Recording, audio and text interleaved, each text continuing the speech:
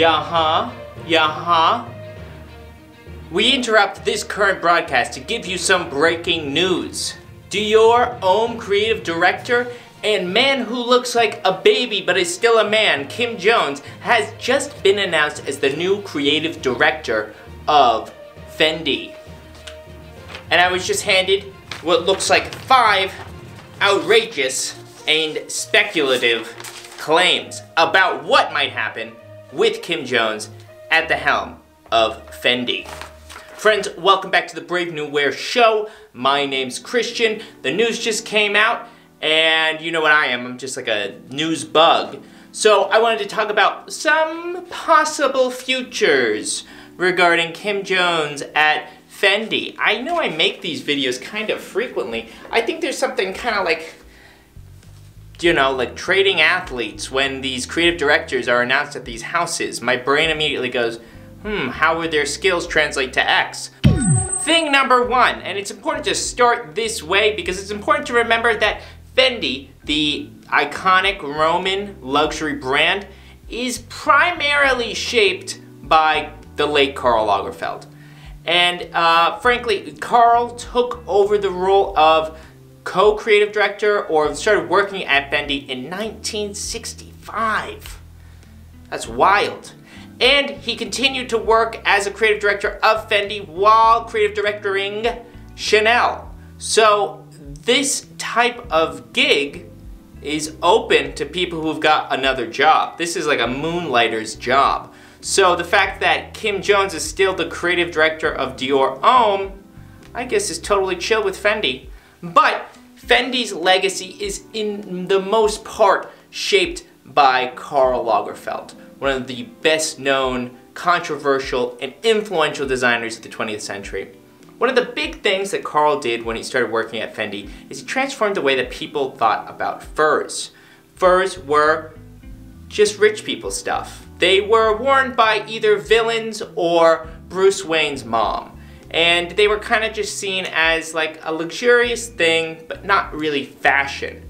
Karl changed that. He, being a creative designer, to say the least, made fur more in vogue, more fashionable, more playful.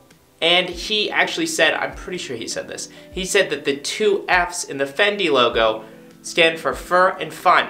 Thing number 2, it just goes without saying, and maybe it doesn't because I'm about to say it, but Kim Jones is pretty good at making fashion that was previously kind of stuffy, making it more youthful, young, playful. I'm not exactly 100% sure how I feel about Kim Jones, the designer. You know, he looks like a baby. A lot of the Dior stuff is kind of thumbs down, way too high-paced for me. But plenty of it is truly interesting.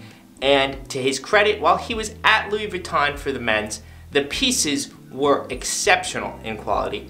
And they were often very interesting, they were compelling. He makes money for these brands, and he does a really good job of utilizing all the tools at his disposal. The shows are often over the top, extravagant, flamboyant, and fun.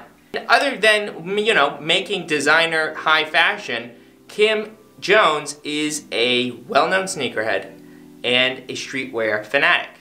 He is often accredited as being one of the main people who helped kind of merge streetwear and high fashion, with the Supreme times Louis Vuitton show being an obvious example.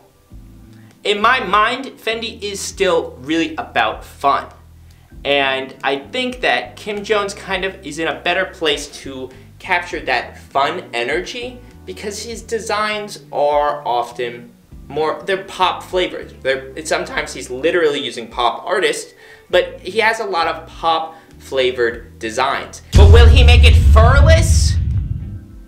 Will Kim Jones usher in a furless Fendi? Now, the Roman brand has been known for its entire universe history of specializing in furs. That is in the DNA of Fendi. And Karl Lagerfeld certainly continued that legacy and built on it. The brass tacks are, it's harder for luxury brands to be ignorant more and more.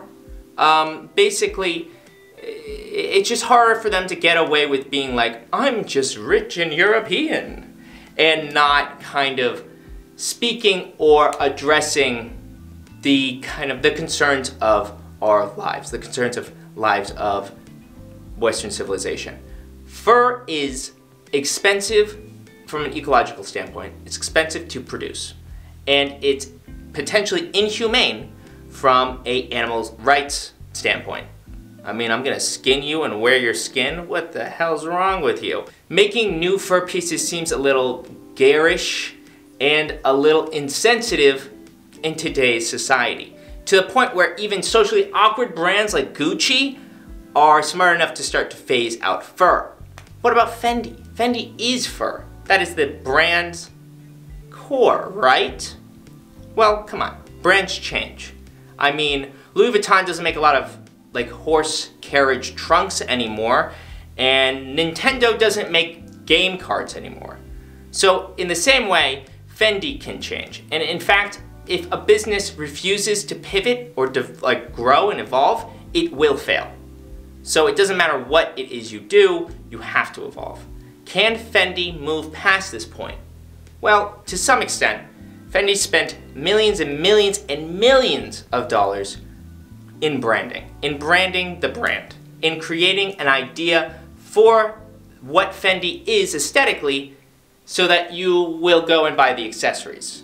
Essentially, that's what a runway show is, and they have been doing that for a while.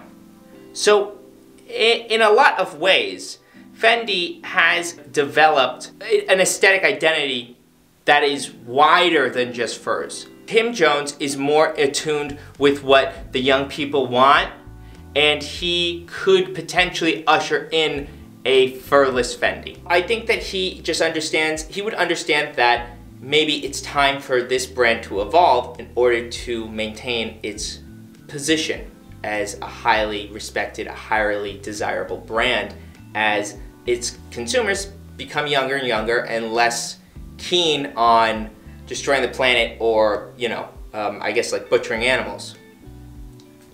And I say that because I really feel like Karl Lagerfeld would have never done that. A couple of reasons why. For one, he was born decades ago, and he dressed like he was born in 1770. So the guy had some old vibes.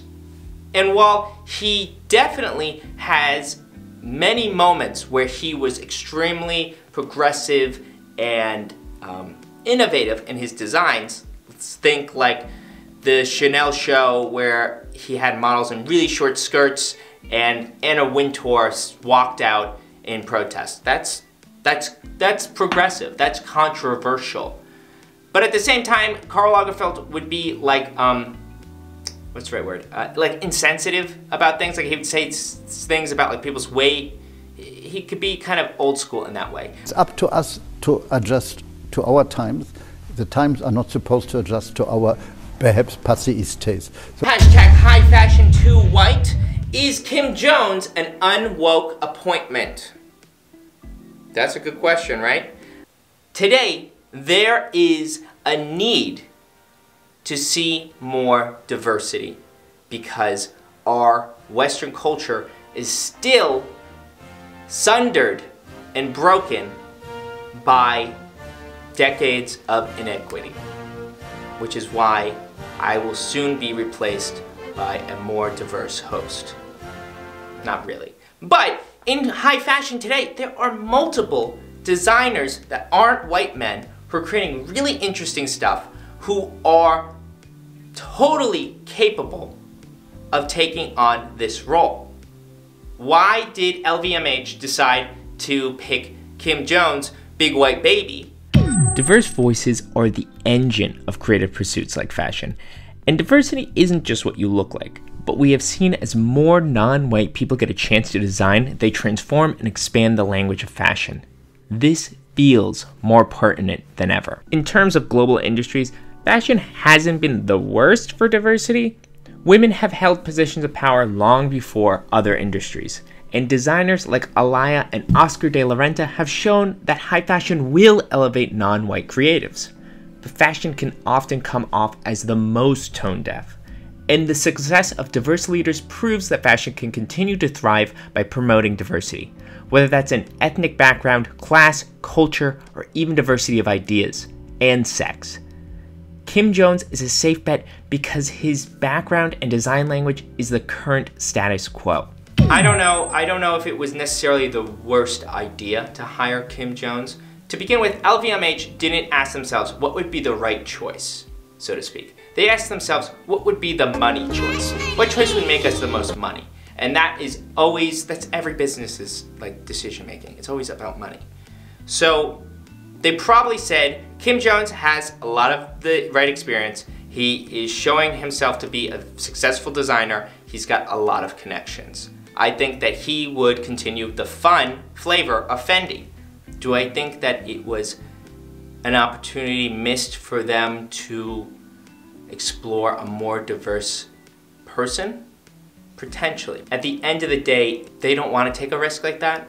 They don't want to risk somebody who maybe has a successful brand, like Martine Rose, but hasn't been a creative director of a gigantic brand like Dior. And so it's like, will they do well? I don't know. They'll risk it if it's like Raf or something, because he's like a white guy. Oh, I only wrote 4. Ugh. I guess I should change the title, but I feel like 5 would sell better. And that's it. That's all you're getting from me today. Guys, let me know what you think about the Kim appointment in the comments down below. And let's see what we get out of Fendi in the future. Subscribe if you're not subscribed. And consider joining the Patreon. I'm going to release a new video on there, hopefully today. And that's a patron-only exclusivo. It's me kind of asking you guys for more advice, opinions, and giving you a hint to the future of the content. Stay tuned. I've got more videos on the dock for soon, and I'll catch you guys on the flip side.